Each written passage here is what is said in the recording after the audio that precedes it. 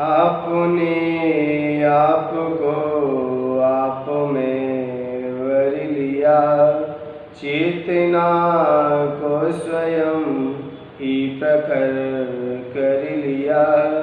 वीतरागे प्रभु हे महावीर जिन, आदिनाथ प्रभु तुम हो तारण तरण, आपके द्वै चरण में विनम्र नमन, आपके द्वै चरण में विनम्र नमन। जय बोले अनंतानंद सिद्ध परमेष्ठी भगवान की, देवाय देवी कजरा श्री आदिनाथ भगवान की, आचार्य भगवंत गुरु श्री विराग सागर जी गुरुदेव की, आचार्य भगवंत गुरु श्री विनम्र सागर जी गुरुदेव की, मथुरा सिद्ध क्षेत्र की, उत्तम शौच धर्म की। विगत दिन से आज पर्युषण पर्व का चौथा चरण, चौथा दिन है। आचार्य भगवंत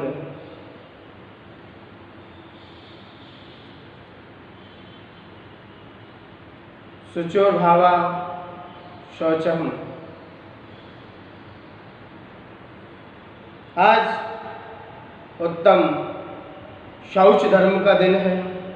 क्या है आज? उत्तम शौच धर्म। आज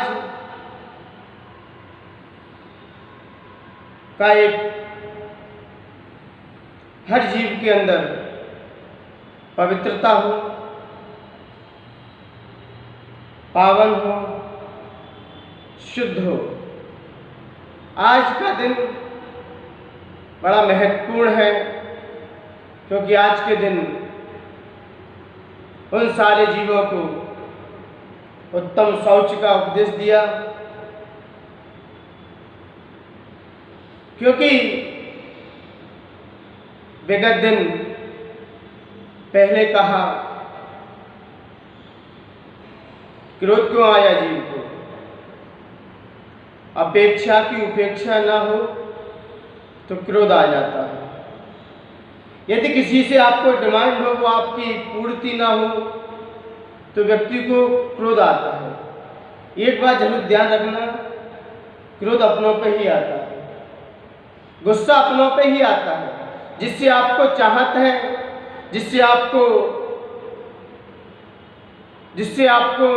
जिसके प्रति आपको चाहत है, या जिसे आप ज़्यादा चाहते हो, तो उससे ही आप इच्छा रखते हो अपनी। यदि इच्छा की पूर्ति ना हो किसी से, घर में आपने पत्नी से कहा ये कार्य कर दो, उसने नहीं किया, तो व्यक्ति को क्रोध आता है।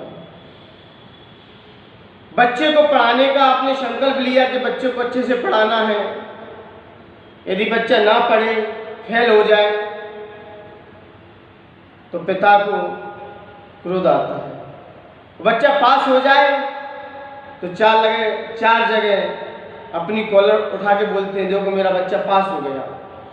तो अपेक्षा की उपेक्षा ना हो तो क्रोध, और अपेक्षा की उपेक्षा हो जाए तो मान। यदि अपेक्षा की उपेक्षा कैसे की जाए, क्या उपाय इसका तिक्रम लगाना, ये मायाचारी है। लेकिन अब विषय आता है, करा कौन रहा है? अपेक्षा की उपेक्षा कौन करा रहा है? तब आचार्य भगवंत कह रहे हैं कि लोभ है, कि लोभ के कारण ही व्यक्ति ये सब कुछ कर रहा है। क्योंकि लोभ ऐसी चीज है जो व्यक्ति को इस संसार में घुमाती ही रहती है। इस संसार में लोभ प्रवृत्ति ऐसी चीज है कि जो व्यक्ति लोभी होता है तो व्यक्ति ना जाने कितने अनर्थों को कर बैठता है। क्योंकि जब लोभ हमारे हृदय में आता है, हमारे हृदय में उभरता है, तो सीने पे, तो क्रोध सीने पे आके बैठ जाता है और वासनाएं निगाहों में चढ़ जाती हैं और अहंकार माथे पर नाचने लगता है। यदि लोभ है हमारे अंदर तो ये सारी चीजें हमारे अंदर घटित हो जाएंगी, क्योंकि क्रोध सीने पे बैठेगा आपके और वासनाएं आपकी निगाहों में चढ़ी रहेंगी और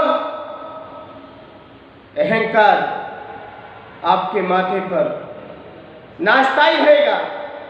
इन सब का वजन, इन सब के कारण मनुष्य की चाल भी बिगड़ जाती है।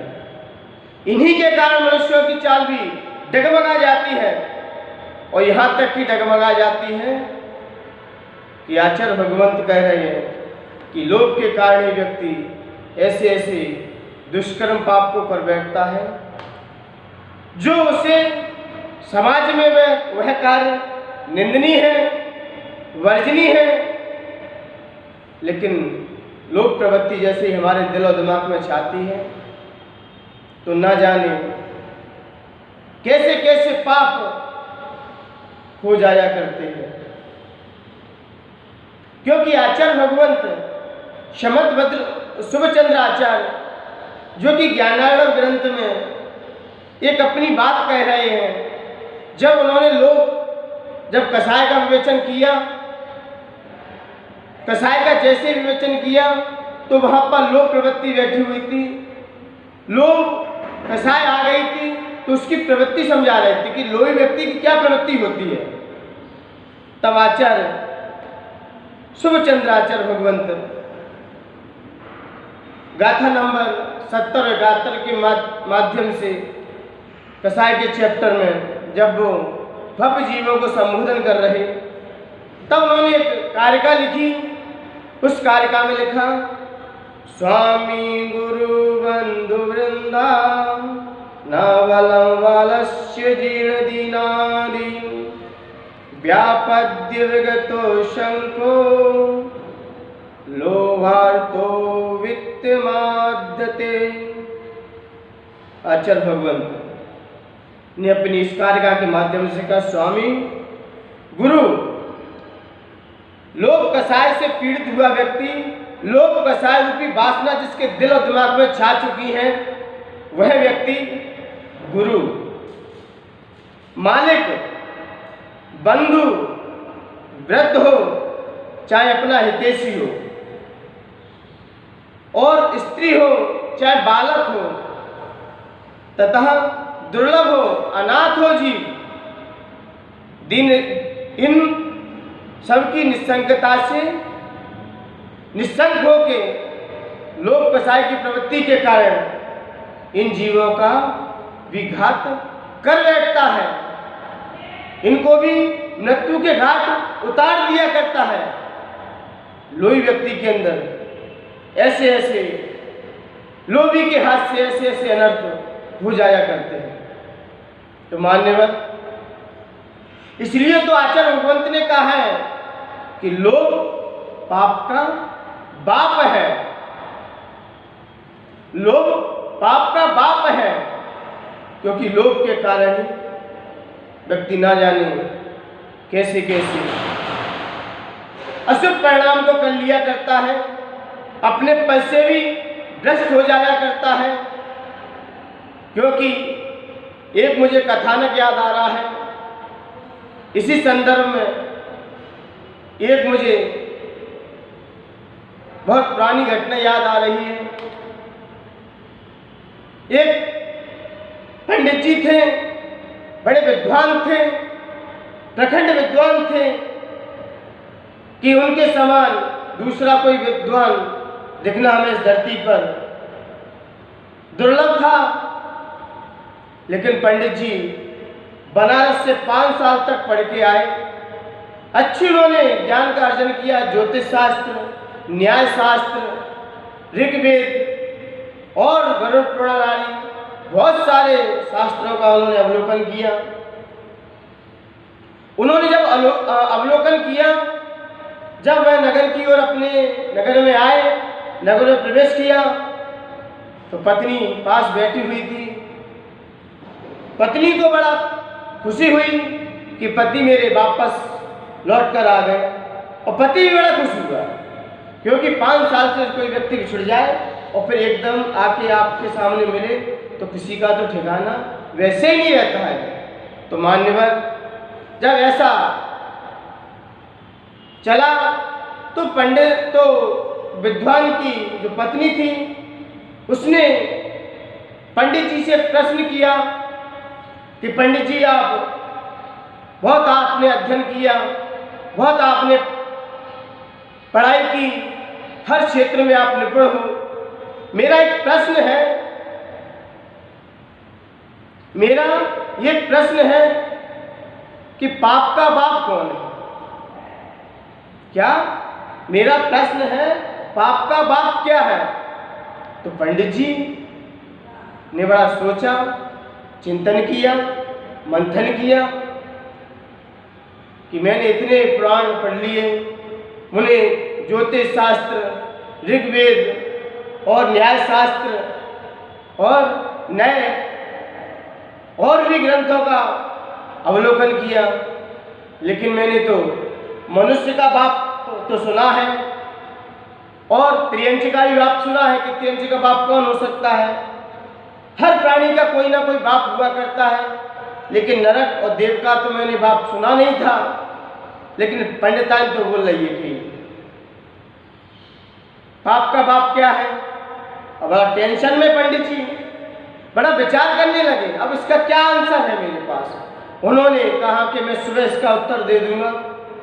सुबह से लेकर शाम तक हो गई, उन्होंने बहुत सारे ग्रंथों का पढ़ा, रिवीजन किया, रात भर पढ़ते रहे शास्त्र, और बनारस भी अपने विद्वानों से पूछा, लेकिन वहां से कोई भी रिप्लाई नहीं आया, आंसर नहीं आया।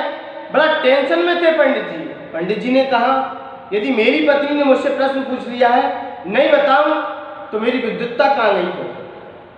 जो मैंने अध्ययन किया, मैंने पढ़ाई की, वो कहाँ गया फिर मेरा? बड़ा टेंशन में, क्योंकि जिसने सब शास्त्र पढ़ लिए हो उसे इतना बोध ना हो कि पाप का बाप क्या है। तब उसने कहा कि मैं फिर आप यहीं रहो, मैं अभी बनारस जाता हूँ, और बनारस जाता हूँ मैं इसको खोज करके ले आता हूँ कि पाप का बाप क्या है। तो वह पंडित, उसकी पत्नी ने कहा, ठीक है, जा सकते हो आप और पूछ के आ सकते हो। तो बड़ा टेंशन में गया, और जाते ही रास्ते में एक उसे रेगिस्तान मिला, खालिस्तान मिला। वहां पर उसे भूख लगने लगी। तो भूख लग रही थी, इतनी तेज भूख थी, उसने कहा पहले खाना खा लेते हैं, उसके बाद फिर चलेंगे, क्योंकि पहले अधिकांश लोग पैदल या बैलगाड़ियों से यात्राएं अपनी करते थे। तो ऐसे ही वो मानव एक वृक्ष के नीचे बैठ गया, कुछ खाने का सामान, पैसे थे उसके पास, और कुछ बनाने लगा। तो वहां पर एक झोपड़ी पड़ी हुई थी, तो झोपड़ी में एक महिला रहा करती थी। तो उस महिला ने देखा कि ये राहगीर कौन है, समझ में नहीं आ रहा। दिख तो विद्वान रहा है, क्योंकि इसकी वेशभूषा बता रही है कि ये बड़ा चोटी रखे हैं, धोती दुपट्टा में है। तो वह महिला उसके पास गई, बोली, आपका आना कहाँ से हुआ? उसने सारे भेद बताए। उसने कहा, मैंने विद्वत्ता प्राप्त की, लेकिन मैं फिर बनारस को पढ़ने के लिए जा रहा हूँ, मेरी जिज्ञासा है, उसको मैं पूछने जा रहा हूँ। तो उस महिला ने कहा, वह महिला कोई और नहीं थी, वेश्या थी, लेकिन उसे मालूम नहीं था। तो मालूम नहीं था। उसने पूछा कि आप कौन? कि मैं यहाँ पर, मेरे यार दोस्त यहीं पर मुझसे मिलने आते हैं, मैं इसलिए एकांत स्थान पर रहती हूँ। जब ऐसा सुना तो उसका तो सर चकरा गया। उसने कहा कि मुझसे तो आप दूर से बात करो, क्योंकि विद्वान और वेश्याओं का तो अपोजिट ही राय हमेशा, क्योंकि कहाँ ब्रह्मचर्य और कहाँ वेश्या। ये तो एक तो ठंडा है, एक गर्म है, ये दोनों माहौल अलग अलग है। दूर रहिए, मुझसे बात मत कीजिए। उसने कहा आपकी जिज्ञासा क्या है? बोला मैं कुछ नहीं, मैं तो पाप का बाप पूछने जा रही हूँ। तो उस वेश्या ने कहा कि आप इतनी दूर बनारस जाओगे, मैं ही आपको पाप का बाप बता दे रही हूँ क्या होता है। तो वेश्या ने जब ऐसा पंडित जी से कहा कि मैं ही सब आपको बता दे रही हूँ कि पाप का बाप क्या है, तो पंडित जी ने कहा कि जब मुझे फ्री में ही पाप का बाप मिल रहा है तो मैं वहां पूछने क्यों जाऊं। और उसने कहा मैं आपको 100 रुपये दूंगी और पाप का बाप भी बताऊंगी। तो वेश्या ने तो उस पंडित जी की थोड़ा लालच आ गया, क्योंकि पंडित जी ने तो सिर्फ पैसा खर्च किया पढ़ाई में, आमदनी तो ही नहीं है कहीं से। क्योंकि जब विद्वत्ता प्राप्त करी तो पैसा बाहर से मंगाया, कहीं किसी रिश्तेदार से, कहीं किसी के पास से, लेकिन उसने कहा कि 100 रुपये भी मिल रहे हैं और बाप का बाप भी मुझे पता चल जाएगा।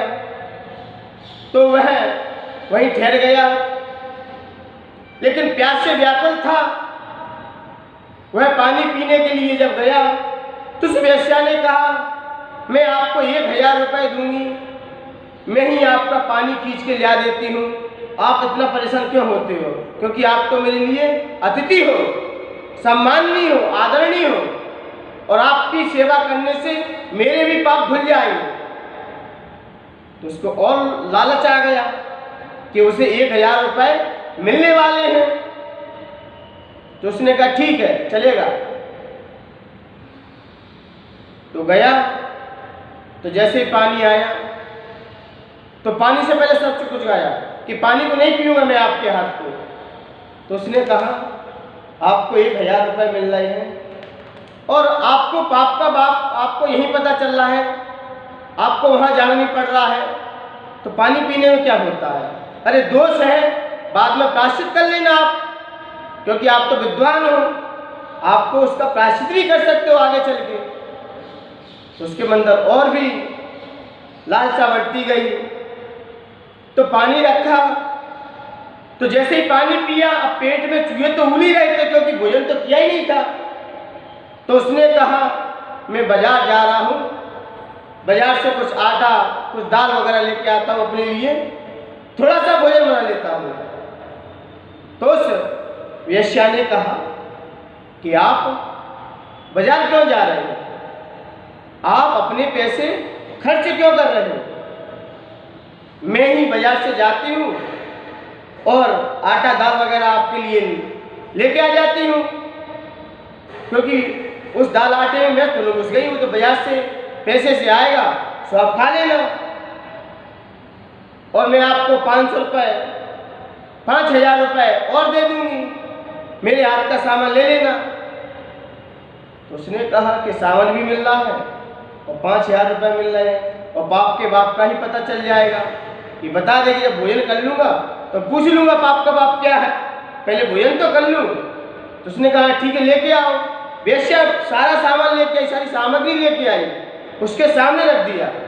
अब वह जैसे बनाने को हुआ तो उस वेश्या ने कहा आप इतना परेशान क्यों हो रहे हो, आप इतना कष्ट क्यों उठा रहे हो, मैं ही आपके भोजन को तैयार कर दे रही हूँ, मैं नहा लूँगी कुआं पे जाके और शुद्ध वस्त्र पहन लूँगी, वस्त्र को पहले गीले करके सुखा दूँगी, उसके बाद नहा के और मैं आपका एकांत स्थान में जाके भोजन बना दूँगी, आप जहाँ कहोगे वहाँ भोजन तैयार कर दूँगी, मैं भोजन में थोड़ा घुस गई हूँ। उसने जब ऐसा कहा और मैं भोजन बना दूँगी तो मेरे हाथ भी पवित्र हो जाएंगे और मेरे पाप भी धुल जाएंगे और आपको 10,000 रुपये और दे दूँगी, और क्या करूँ।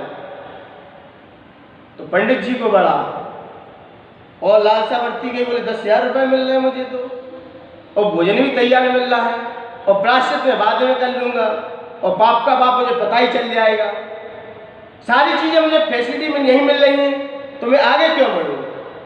तो उसने कहा ठीक है, आप भोजन बनाइए। वेश्या ने नहाया, नहा धो के बड़ी शुद्धता के साथ उसका भोजन तैयार किया, 56 भोग बनाए, और जैसे भोजन बनाए, पकवान नए नए बनाए, और पंडित जी से कहा कि आप अपनी शुद्धि करके आइए, आप भोजन कीजिए। तो जैसे ही पंडित जी नहा धो के बड़े फ्रेश होके आए और अपने स्थान पे आके बड़े उच्च स्थान पे जाके विराजमान हो गए, भोजन करने लगे। तो जैसे ही भोजन करने लगे तो उस वेश्या ने कहा कि पंडित जी मैं अपने हाथ को धन्य और पवित्र करना चाहती हूँ, क्योंकि मैंने भोजन बनाया है, मैं आपको 20,000 रुपये दूंगी, क्योंकि वेश्याओं के पास तो पैसे की क्या कमी रहती है, अनाप शनाप पैसा आता है, क्योंकि ये वो धंधा है ना कोई टैक्स, ऐसे ही पैसा आता रहता है। उसने कहा मैं तो और कमा लूंगी, लेकिन जो पाप है मेरे अंदर, क्योंकि कहा है कि पंडितों को दान देने से और भी विद्वानों को दान देने से व्यक्ति के पाप भूल जाते हैं, तो मेरे भी ना जाने कितने मैंने पाप किए हैं, और ये पंडित जी मेरे सामने आ चुके हैं, तो अपने पाप ही क्यों ना धो लें। उसके अंदर ये भावनाएं थी, और लेकिन पंडित जी के अंदर लोभ बैठ गया था, और लालसाएं बढ़ गई थी, और वासनाएं अंदर से जाकर धोने लगी, क्योंकि लोभ आता है। तो कहा था ना मैंने, इन सबका वजन मनुष्य की चाल को भी बिगाड़ देता है, तो उनकी चाल ही बिगड़ चुकी थी। तो उन्होंने 20,000 रुपये दिखाई दे रहे थे, उन्होंने कहा एक ग्रासी तो देगी हाथ में, मैं ले लूँगी मुँह में ही तो खिलाएगी मुझे, और बाद में प्रायश्चित कर लूँगी, मैं अपना प्रायश्चित कर लूँगा। तो उसने कहा ठीक है चलेगा। तो उस वेश्या ने अपने हाथ से ग्रास को तोड़ा, और तोड़कर और उस पंडित जी के जैसे ही मुख में रखा, तो पंडित जी ने अपनी आंखें बंद की और मुंह में जैसे ही फाड़ा, तो वेश्या ने एक झापड़ दिया और ग्रास को नीचे रख दिया। जैसे ही झापड़ पड़ा तो पंडित जी तो ये तो जैसे कि लालटेन में लग जाती है ना, तो सन्नाटा छा जाता है, पंडित जी के तो सन्नाटा छा गया। तो पंडित जी ने कहा आपने ये क्या किया, आपने अतिथि को बुला के आपने उसको झापड़ दिया, ये तो आपने बहुत पाप कर लिया, ये तो आपने अनर्थ कर दिया, आपने विद्वानों को, किसी विद्वान को मारा है, किसी व्यक्ति को मारा है आपने, जिसको पहले आपने बुलाया फिर उसको मारा, ये तो आपने और पाप कमा लिया। तब वेश्या ने कहा कि पाप का बाप आपको शास्त्र पढ़ने से नहीं आएगा, पाप के बाप का आप कितने भी शास्त्र पढ़ लेना आपकी कभी समझ में नहीं आया, लेकिन आज आपको समझ में आ गया, क्योंकि आज हमने आपको प्रैक्टिकल से समझाया कि कहाँ तो आप कह रहे थे कि वेश्या के हाथ की परछाई पड़ जाए तो नहाना पड़ता है, उनसे एकांत स्थान में बात नहीं करना चाहिए स्त्रियों से। आप तो पहले तो ये कह रहे थे कि स्त्रियों से एकांत स्थान में और वेश्याओं से होते हो विद्वानों को दूरी रहना चाहिए, और कहाँ आपने भोजन कर लिया तो कह रहे हैं कि प्रायश्चित कर लेंगे। अरे प्रायश्चित तो उसका होता है जो कोई मुझसे धोखे से गलती हो जाए, और ये तो आप गलती पे गलती करते जा रहे हो।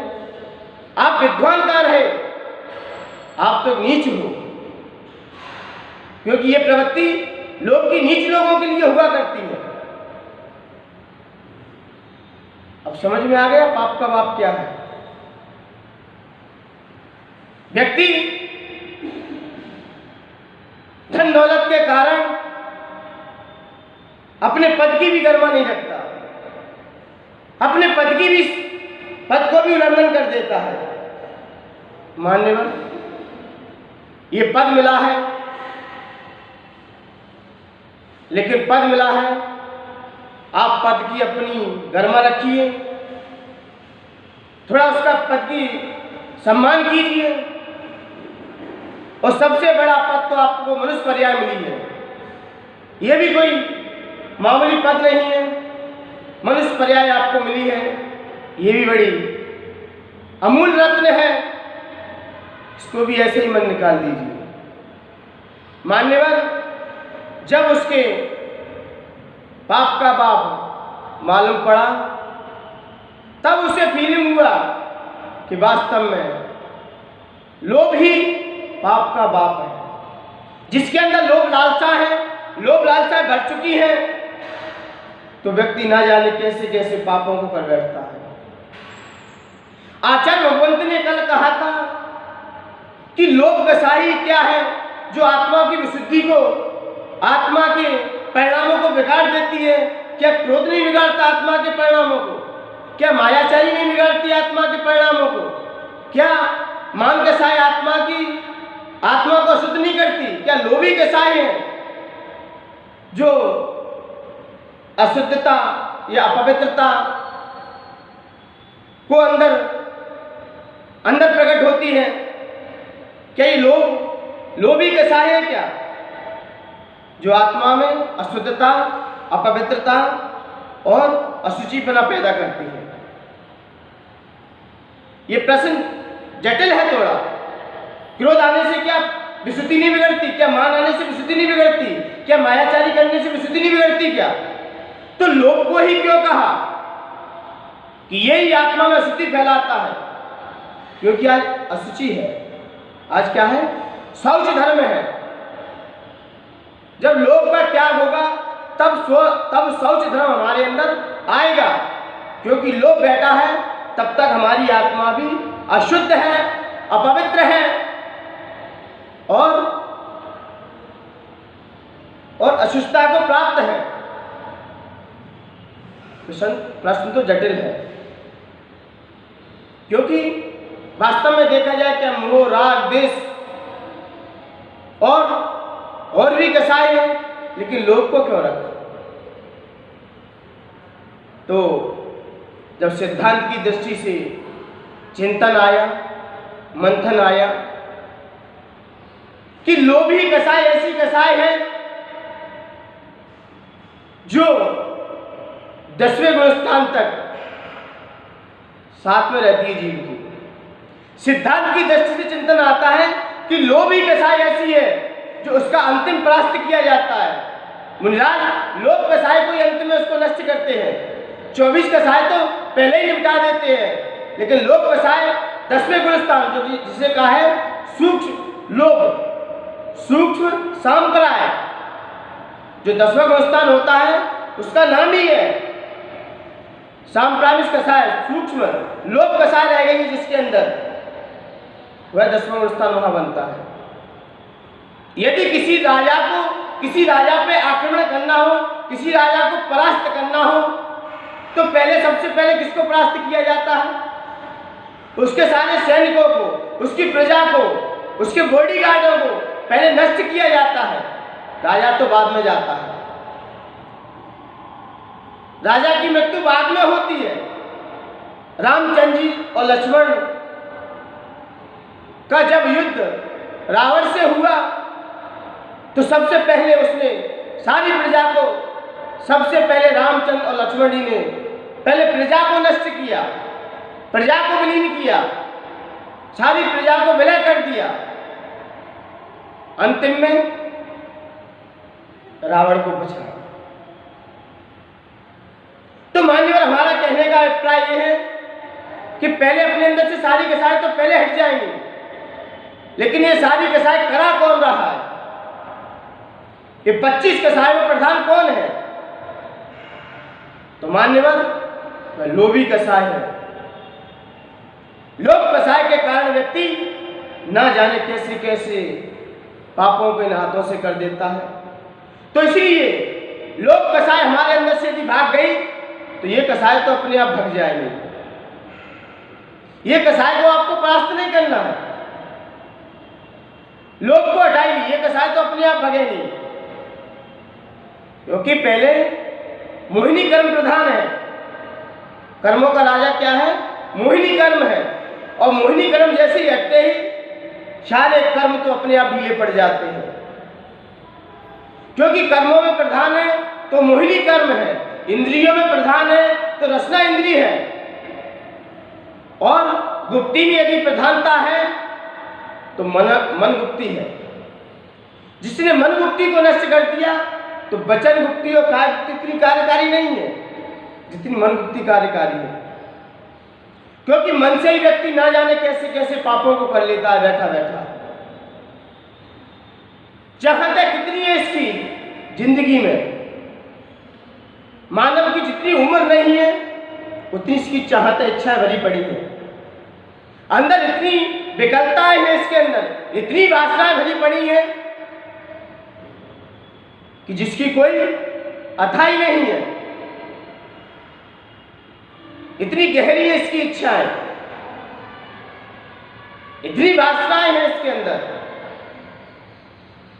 मान्यवर, इसलिए लोभ को पाप का बाप कह दिया। इसलिए आचार्य भगवंत कह रहे हैं कि हमारे अंदर से जैसी लोभ कसाई जाएगी, कहा था कि मनो गुप्ती में मन और इंद्रियों में रसना और कर्मों में मोहिनी कर्म, ये राजा है। और जिसको अपने हाथ में पकड़ लिया,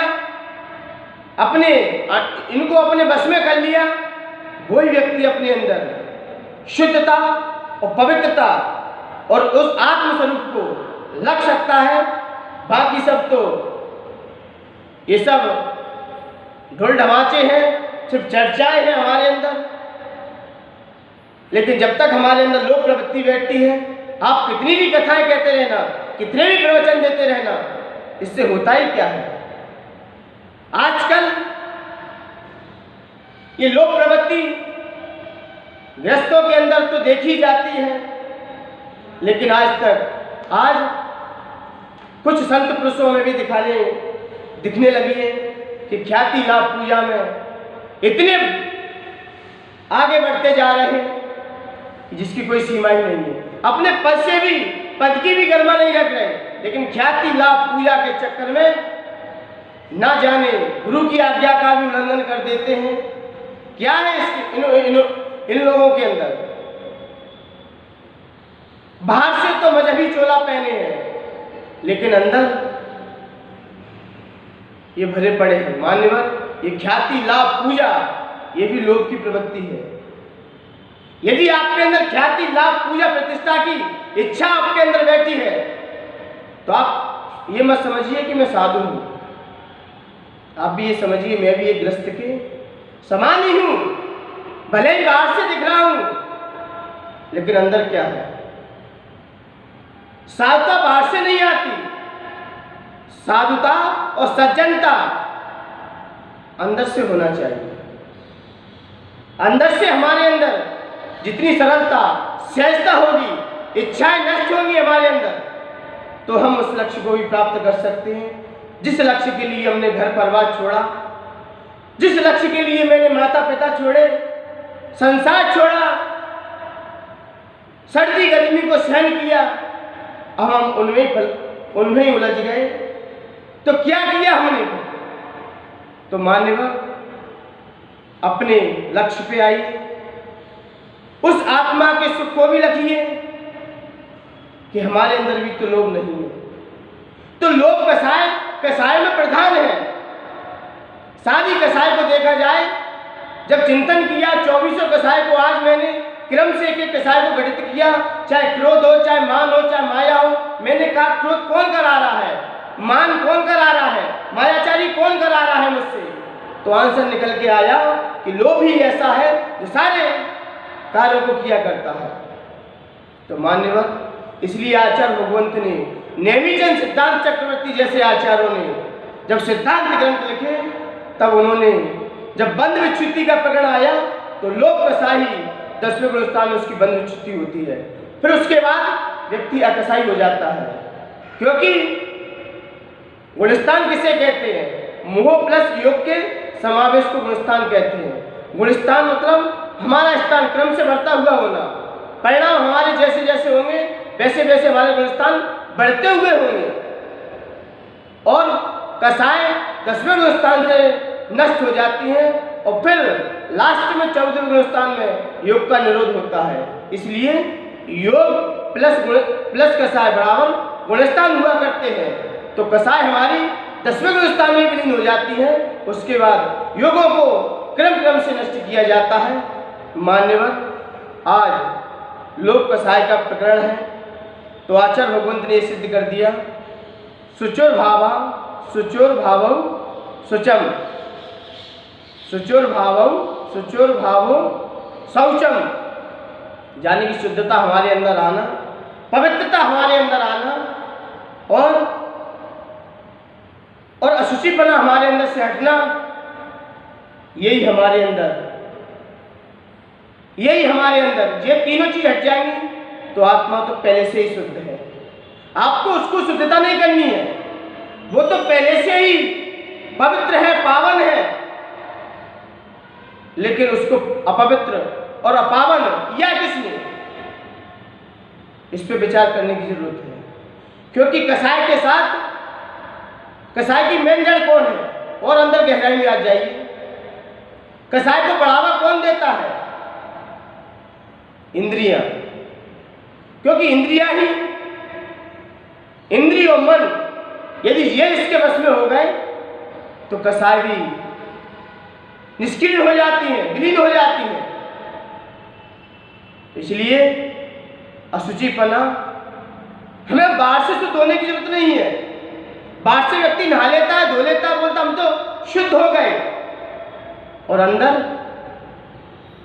क्या है? आपने वो देखा है ना, नाग बाहर से कैसा होता है, छुओ उसको तो ठंडा रहता है। कैसा रहता है? एकदम ठंडा रहता है। और अंदर क्या भरा पड़ा रहता है? उसके अंदर कितनी कसाय भरी पड़ी है, उसके अंदर जहर है, और बाहर कैसा है? ठंडा है। इसलिए मान्यवर, बाहर की शुद्धता की जरूरत नहीं है, क्योंकि बाहर की शुद्धता उतनी कार्यकारी नहीं है जितनी कार्यकारी हमें अंतरंग शुद्धि करनी है। आप अंतरंग से शुद्ध होगे तो बाहर की शुद्धि तो अपने आप हो जाएगी। जब आप किसी मुनिराज को आहार देने के भाव करते हो कि मुझे मुनिराज को आहार देना है, तो पहले आपके परिणाम शुद्ध होंगे कि मुझे मुनिराज को आहार देना है, तो कपड़े तो अपने आप पहन जाते हैं। पहले हमें अंतरंग से अपने परिणामों को विशुद्ध करना पड़ता है, शुद्ध करना पड़ता है कि मुझे किसी संत को मुझे आहार देना या जिनेंद्र भगवान का अभिषेक करना है या पूजन करनी है। पहले अपने अंतरंग परिणामों को शुद्ध करना पड़ता है अपने विचारों के द्वारा, तो बाह्य शुद्धि तो अपने आप हो जाती है। और बाह्य शुद्धि हो जाती है तो बाह्य शुद्धि से पता चलता है कि आपके अंतरंग परिणाम भी शुद्ध है, विशुद्ध है। इसलिए मान्यवर, ये बाह्य तो एक आलम्बन है, क्योंकि द्रव्य अस्त्रव्य में ये द्रव्य तो सिर्फ आलम्बन है, लेकिन पूजा में महत्व किसका है? भाव का है। द्रव्य तो हमने आलम्बन ली है, क्योंकि द्रव्य से हमारा मन भटकेगा नहीं, और मुख्यता हमारी भाव की है। तो इसलिए मान्यवर, बाहर से शुद्ध होने की जरूरत नहीं है। बाहर से आप शुद्ध हो या ना हो, लेकिन अंतरंग से शुद्धि होना चाहिए, क्योंकि अंतरंग शुद्धि ही आपको बाह्य शुद्धि करा देगी। क्योंकि रत्न कंठ सर्वकाचार्य में भी आचार्य भगवंत ने कहा है, क्या कहा था उन्होंने? जब उन्होंने अशुचि भावना का चिंतन किया, मंथन किया, तो उन्होंने एक बात कही थी, स्वभाव तो अशुचौ काय रत्नात्रय पवित्रते निर्जुगुप्सा गुण प्रीतिर गुण मता निर्विचिकित्सता। यानी कि हमारे अंदर निर्विचिकित्सा अंग, ये शरीर तो अपवित्र है, गिलानी से भरा पड़ा है, अशुच है, अपवित्र है, लेकिन इसकी शुद्धता रत्नात्रय से आती है। मुनिराज भले ही नहीं नहाते हो, आपको गंदे मैले दिखाई देते हैं, उनका जब शरीर देखते हैं तो कैसा लगता है, विवश नजर आता है कि कितना मलिन शरीर है। लेकिन मान्यवर इस शरीर को मत देखो, जो शरीर को देखते हैं, जो चमड़े को देखते हैं, उन्हें आचार्य भगवंत कहते हैं कि आप तो चमार हो, कि चमड़ा दिखाई दे रहा है आपको। आप उनके गुणों को देखिए, उनके गुण की तरफ निगाह डालिए, क्योंकि जो विशेष लोग होते हैं वो अंतरंग गुण को देखते हैं और जो शरीर को देखते हैं। इसलिए तो क्योंकि चमार की दृष्टि चमड़े पे ही रहती है, उसकी दृष्टि अंदर तक नहीं जाती। इसलिए मान्यवर अपन को बाहर की शुद्धि की जरूरत नहीं है। आज का दिन है, अपने अंतरंग की शुद्धता कीजिए, पवित्रता कीजिए, ताकि आपका जीवन पावन बने, उच्च शिखर पे जाके विराजमान हो। इसलिए मुझे इस संदर्भ में मुझे घटना याद आ रही है। जब पांडव थे, पांचों पांडव, उन्होंने कौरवों के साथ बहुत सारा युद्ध किया, बहुत सारी उसमें हिंसा हुई, बहुत सारे जीवों का घात हुआ। तो पांडवों ने कहा कि मैंने इतने सारे पाप कर लिए हैं, अब इन पापों को कैसे धोया जाए। तो किसी ने कहा कि गंगा में नहाने से सारे पाप धुल जाते हैं, गंगा में स्नान करने से सारे पाप धुल जाते हैं, ऐसी मान्यता है।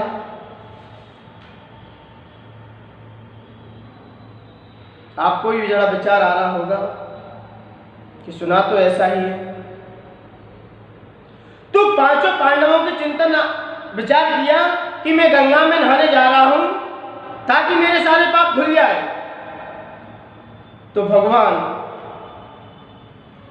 श्री कृष्ण अपनी सभा में बैठे हुए थे। श्री कृष्ण अपने यहाँ अपने इस आसन पर विराजमान थे। श्री कृष्ण ने कहा कि पांडव लोग, आप लोग कहाँ जा रहे हो। तो पांडवों ने कहा कि भगवान, मैंने जो कौरवों से युद्ध किया, बहुत सारे युद्ध किए मैंने, मेरे हाथ से बहुत पाप हो गए हैं। अब मैं पाप का निवारण करने के लिए गंगा में स्नान करने जा रहा हूं।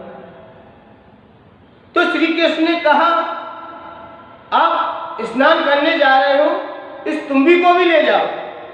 किसको ले जाओ? एक तुम्बी दी उन्होंने कि इसको भी नहलाया, इसको भी नहला देना, इसको बहुत डुबकियां लगाना उसमें जा जाके। तो पांडवों ने कहा ठीक है। पांडवों ने कहा ठीक है, जाता हूं, आपकी आज्ञा। उन्होंने कहा मेरी आज्ञा नहीं है, मैं नहीं कह रहा, मैं तो आपको तुम भी दे रहा हूं कि आप कह रहे हो कि पाप धुलते हैं तो इसको भी नहलाना। तो पांडव लोग जब गंगा स्नान करके जब वापस आए, उस तुम्बी को भी नहलाया।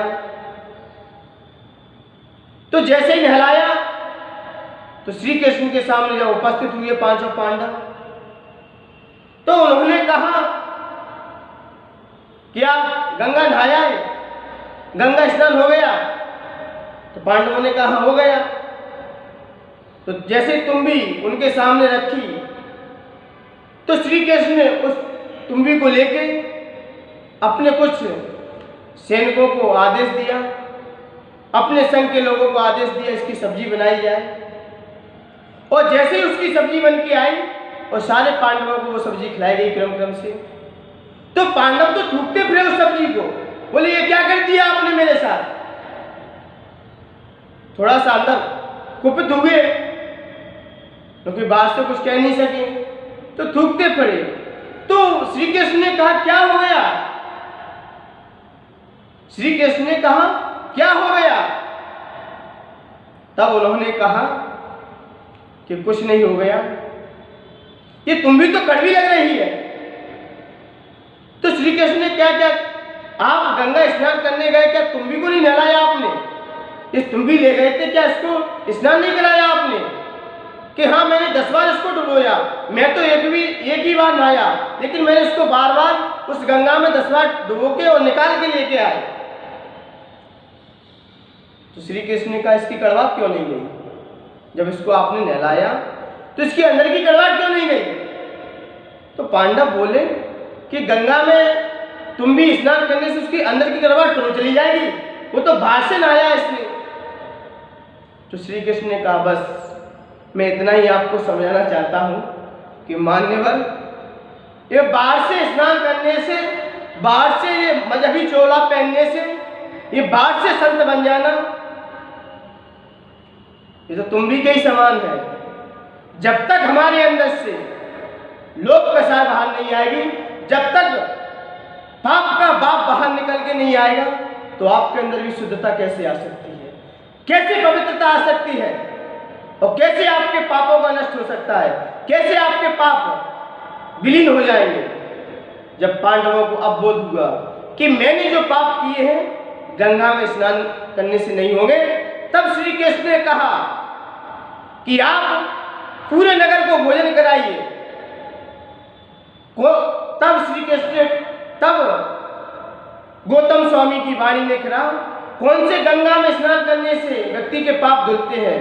तो कहा ज्ञान रूपी गंगा में डुबकी लगाने से व्यक्ति के कई जन्मों के पाप भी नष्ट हो जाते हैं। भगवान की भक्ति करने से, भगवान की आराधना करने से, गुरुओं की सेवा करने से संसारी व्यक्ति के पाप भी क्षण में नष्ट हो जाते हैं। क्योंकि तत्व आचार्य मानतुंग गुरुदेव ने भी भक्तामृत स्तोत्र के अंदर कह दिया है कि हे भगवान, रात्रि का व्याप्त अंधेरा सूर्य की एक किरण से ही नष्ट हो जाता है, ऐसे ही भगवंत आपकी भक्ति करने से व्यक्ति के कई जन्म के लगे हुए पाप भी एक क्षण में नष्ट हो जाते हैं। सिर्फ भगवान की भक्ति और गुरुओं की सेवा से ही ये आपके पाप नष्ट होंगे। तब श्री कृष्ण ने कहा कि आप पूरे नगर को भोजन कराइए ताकि आपके पाप नष्ट हो जाए। तब उन्होंने सारी जनता को भोजन कराया। तो श्री कृष्ण ने कहा कि आप जाइए नगर में कि कोई भूखा तो नहीं रह गया, देख के आइए, क्योंकि आपने जो पाप किए हैं वो 100 यज्ञ कराइए। 100 यज्ञ कराओगे तो आपके पाप भी नष्ट हो जाएंगे। आप उनके 100 यज्ञ कराइए, मतलब आराधना पूजन भक्ति कीजिए ताकि आपके पाप नष्ट हो जाए। तो उन्होंने कहा कि मैं यज्ञ करूंगा, 100 यज्ञ करूंगा तो ना जाने मुझे कितना समय लग जाएगा। पांडवों ने कहा मैंने शास्त्रों में पढ़ा है और गुरुओं के मुख से सुना है। क्या सुना है? कि एक दिगंबर संत को अपने घर में आहार करा दो तो 100 यज्ञ का फल मिल जाता है। एक दिगंबर संत को अपने घर पे बुला के उन्हें आहार करा दो तो 100 यज्ञ का फल मिल जाता है, और 100 यज्ञ का फल मिल जाएगा तो मेरे पाप भी धुल जाएंगे।